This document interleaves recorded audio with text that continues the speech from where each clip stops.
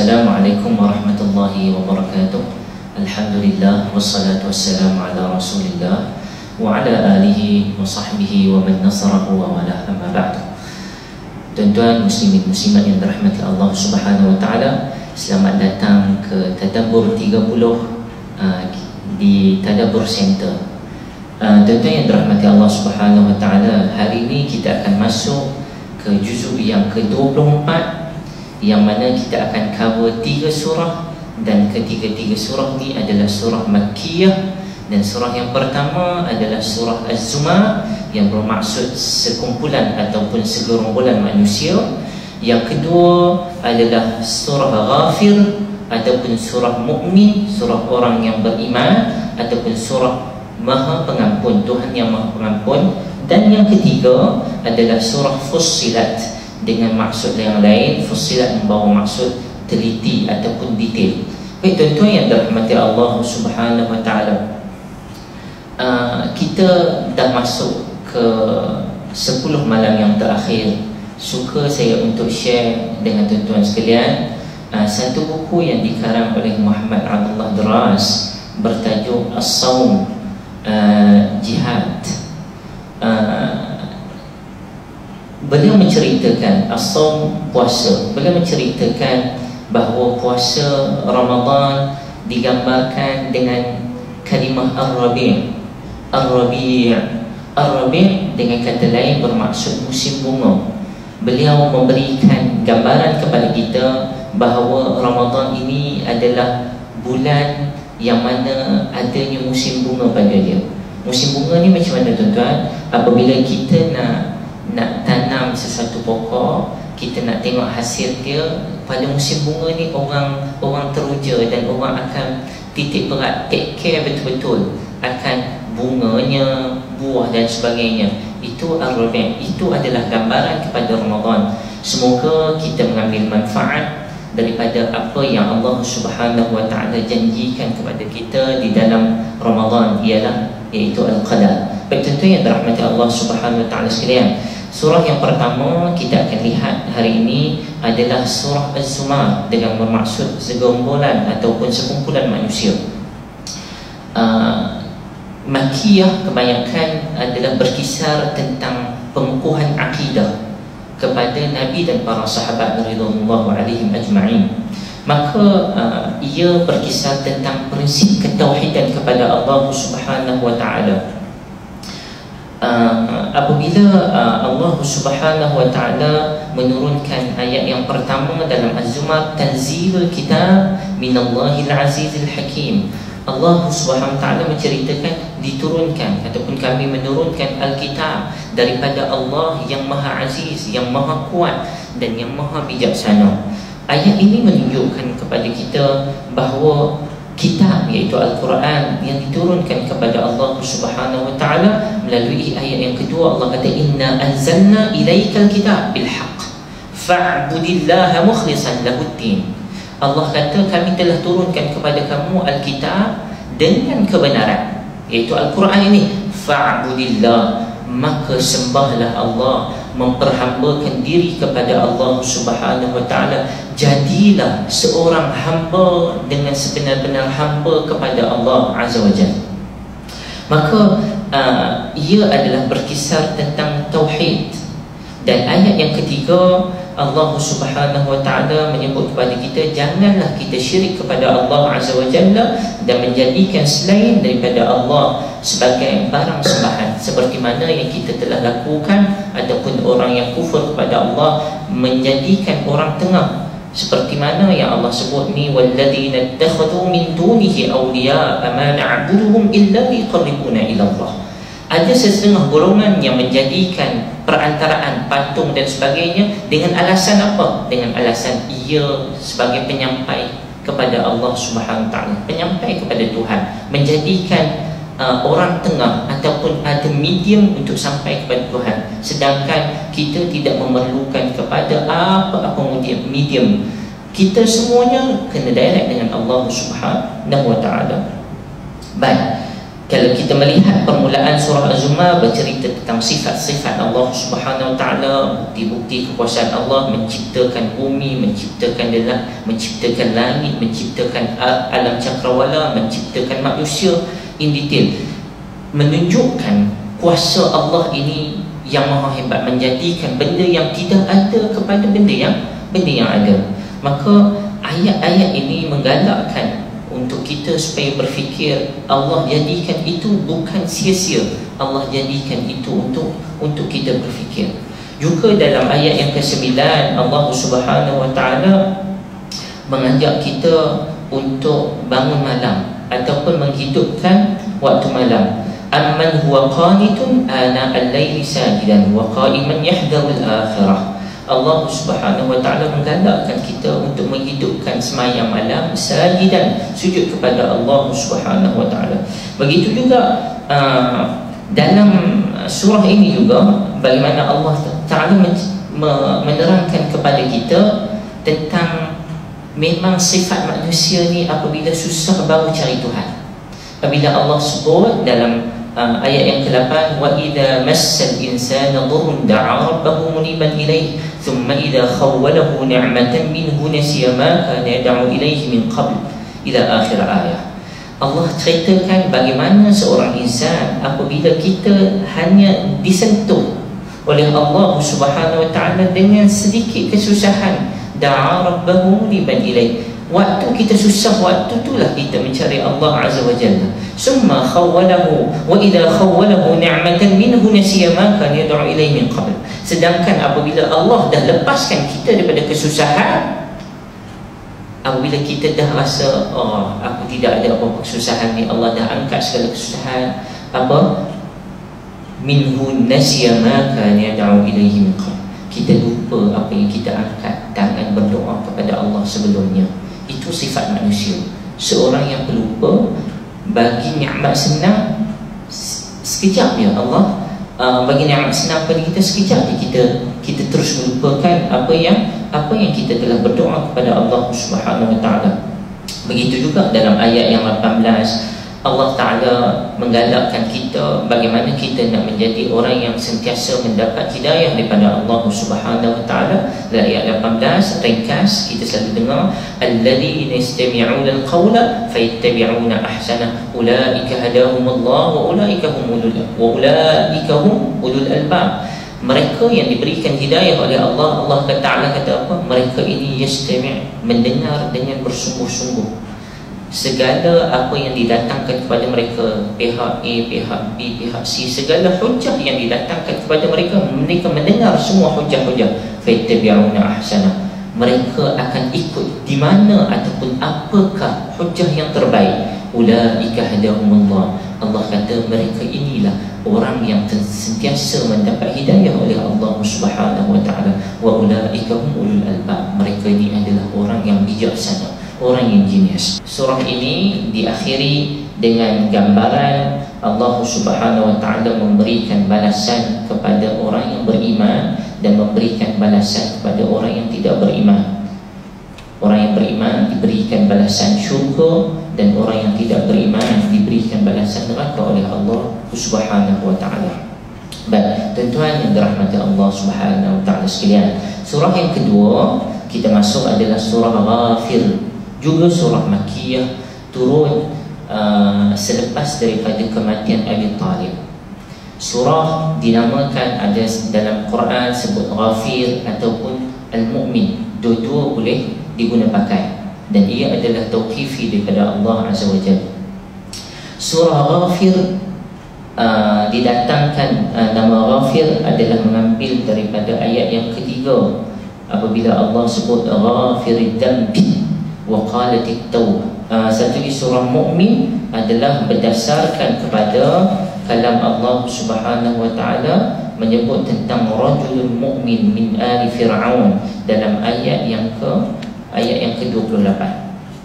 Baik, kita melihat secara ringkas. Suka saya untuk melihat ayat yang ketiga apabila Allah Ta'ala menamakan surah ini dengan nama Ghafir.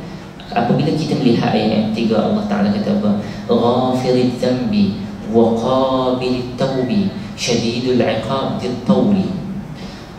Allah Ta'ala apabila Allah menceritakan tentang sifat Allah yang menurunkan Al-Quran pada ayat yang kedua, Allah Ta'ala yang maha perkasa, Allah Ta'ala yang maha mengetahui. Ayat yang ketiga Allah Ta'ala kata apa? Ghafiriz dzambi, Allah Subhanahu wa Ta'ala yang mengampunkan dosa manusia. Ghafir daripada perkataan ghafara. Ghafir di atas wazan fa'il. Fa'il ni adalah isim fa'il. Isim fa'il ni menunjukkan kepada dia iqtiran bil waqt. Dia terikat dengan waktu. Maksud dia apa dia kat sini? Ghafiriz dzambi, Allah Subhanahu wa Ta'ala yang terikat. Allah Subhanahu wa Ta'ala diikatkan dengan dosa manusia. Apa yang saya nak maksudkan kat sini? Apa yang Allah nak sampaikan? Allah nak kata kat kita bahawa Allah Subhanahu wa Ta'ala yang bersifat maha berkuasa, yang bersifat maha bijaksana, tapi Allah Ta'ala datangkan ayat yang ketiga, walaupun berkuasa, walaupun bijaksana, tapi sifat yang disebut di sini selepas itu, Allah Ta'ala maha pengampun. Pengampun macam mana? Kalau kita katakan huwa jalis, dia sedang duduk, huwa qaim, dia sedang berdiri, maka ayat ni ghafir. Allah Subhanahu wa Ta'ala sedang kita membaca ayat ni, Allah Ta'ala nak bagi tahu, sedang kamu membaca ayat ini, aku mengampunkan dosa kamu. Bermaksud Allah Ta'ala sentiasa mengampunkan manusia. Wa qabilit taubah, dan Allah Ta'ala sentiasa menerima akan taubat.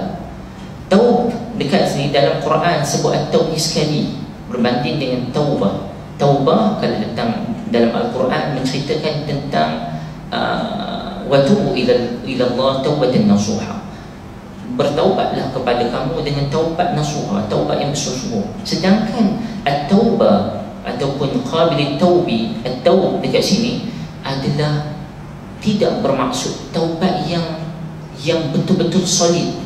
Ada sedikit perasaan taubat, tetapi Allah tetap apa?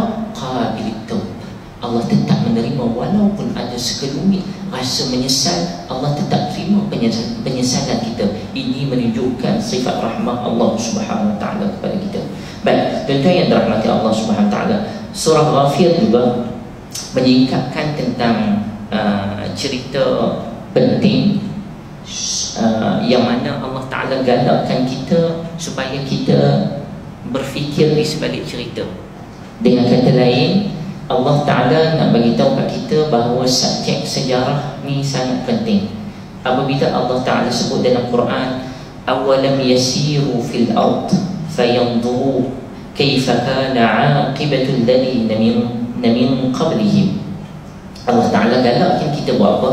Afalam yasiru fil ard, tidakkah kamu teringin, tidakkah kamu bagus, tidakkah kamu lebih baik apabila kamu berjalan di atas muka bumi? Bertebaranlah, carilah di atas muka bumi ini, maksudnya berjalanlah mencari apa? Mencari hikmah. Fayanzuru kaifa kana aqibatul ladina min qablihim, lihatlah apa yang telah berlaku pada umat-umat sebelum kamu.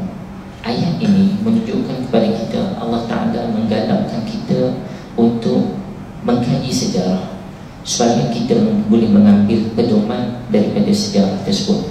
Sejarah orang yang berjaya, sejarah mereka yang diberikan azab oleh Allah Subhanahu wa Ta'ala. Maka kita belajar daripada kisah-kisah yang Allah sebutkan di dalam Al-Quran.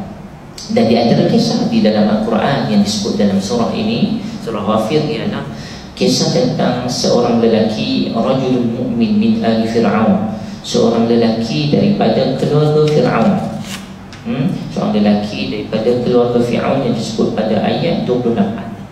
Beliau dalam cerita ini beliau telah berdakwah, dan dalam ayat ini beliau seorang rajulun mu'min, beliau seorang berusaha untuk berdakwah. Dengan kata lain, walaupun seorang dakwah tetap berjalan, walaupun seorang dakwah tetap berjalan.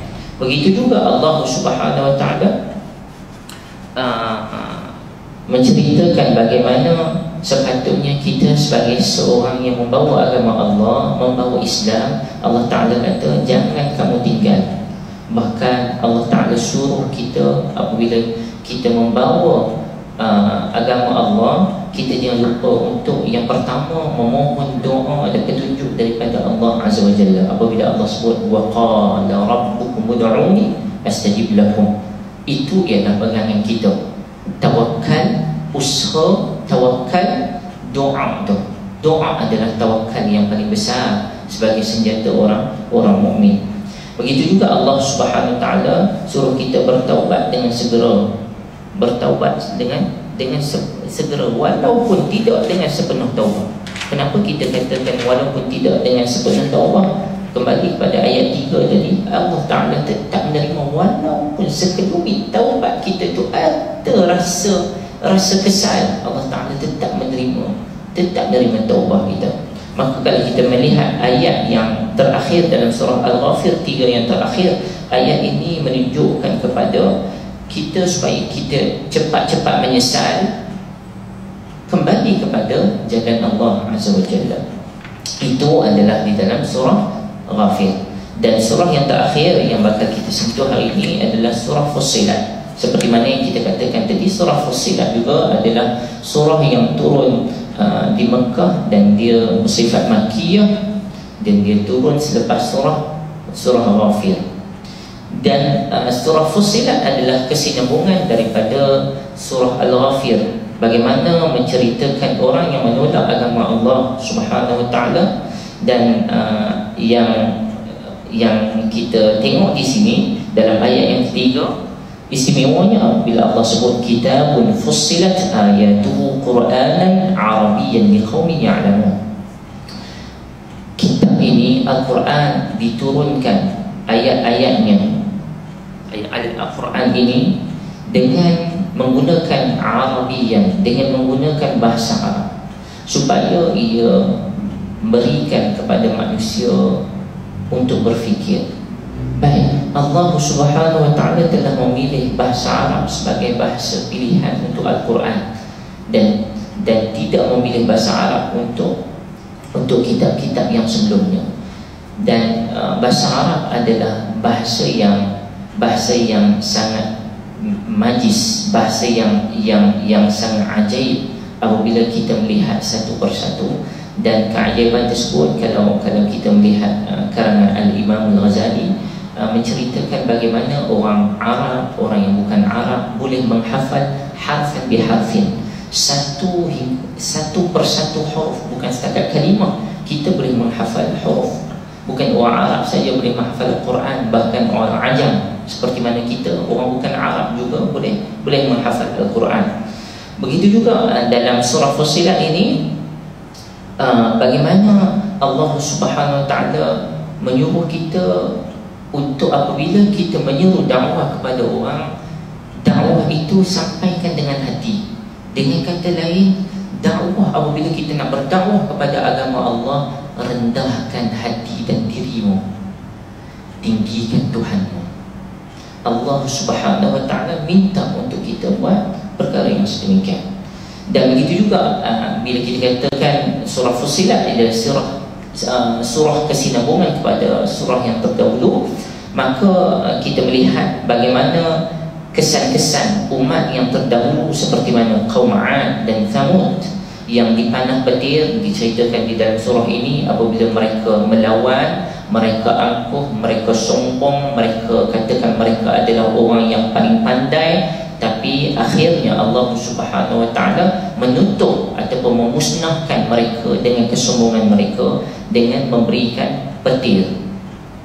Kemudian itu di dunia. Di akhirat juga Allah Ta'ala menceritakan apa yang bakal dihadapi oleh mereka yang menolak akan agama Allah Azza wa Jalla setelah mana Allah memberikan Al-Quran, setelah mana Allah memberikan bukti ataupun bayyinah. Maka kalau kita melihat ayat 19-20 akan menceritakan akibat di hari akhirat nanti. Begitu juga Allah Subhanahu Wa Taala menceritakan kepada kita bagaimana musuh utama kita di atas dunia. Musuh utama kita adalah syaitan. Syaitan yang sentiasa mencari jalan untuk memastikan manusia ini tergelincir daripada jalannya. Maka berhati-hati dengan apa yang telah dibawa oleh syaitan. Dengan kata lain, syaitan datang kepada seorang da'i ataupun seorang pendakwah ini dengan pelbagai bentuk. Di antaranya apabila kita menyatakan ataupun kita merasakan bahawa kita telah sampaikan agama Allah itu dengan begitu bagus dan sebagainya, maka akan datang bisikan-bisikan syaitan yang memuji kita, pujian yang meruntuhkan kita. Maka di dalam surah ini juga menggalakkan kita supaya beristighfar kepada Allah Subhanahu wa taala, supaya kita tidak diberikan ataupun tidak digelincirkan oleh syaitan. Juga kalau kita melihat ayat-ayat yang terakhir di dalam surah Fussilat, Allah Subhanahu wa taala mengakhiri dengan menegaskan sekali lagi akan kebenaran yang dibawa oleh Allah Subhanahu wa taala melalui kitab-kitab, dan juga kebenaran yang Allah taala bawa melalui Al-Quran itu sendiri. Dan Allah meminta manusia, meminta hamba-hambanya supaya kita melihat semula apa yang ada pada diri kita dan apa tanda-tanda yang Allah telah ciptakan di dunia ini, pada alam ini, cakrawalanya. Bahkan Allah Ta'ala kata pada diri kita apabila Allah sebut sanurihim ayatina fil afaq wa fi anfusihim hatta yatabayyana lahum annahu al-haq. Allah Ta'ala minta supaya kita melihat kembali ayat-ayat Allah, apa yang Allah telah ciptakan, apa yang Allah telah buatkan kepada kita, alam ini daripada timur sehingga ke barat, sehingga kan Allah kata wa fi anfusikum hatta yatabayyana lahum annahu al-haq. Dan kita melihat ke dalam diri kita sendiri, tengok diri kita bagaimana Allah ciptakan kita sempurnanya Allah ciptakan manusia itu adalah daripada hanya senyap kekuasaan Allah Subhanahu wa taala. Maka tuan-tuan, cukup sekadar itu kita akhiri dengan surah Fussilat. Semoga Ramadan kita masih lagi berterusan istiqamahnya, masih bersemangat dengan kita mengejar Lailatul Qadar. Aku qouli hadza wa astaghfirullahal azim li wa lakum wa barakallahu fikum. Wassalamualaikum warahmatullahi wabarakatuh.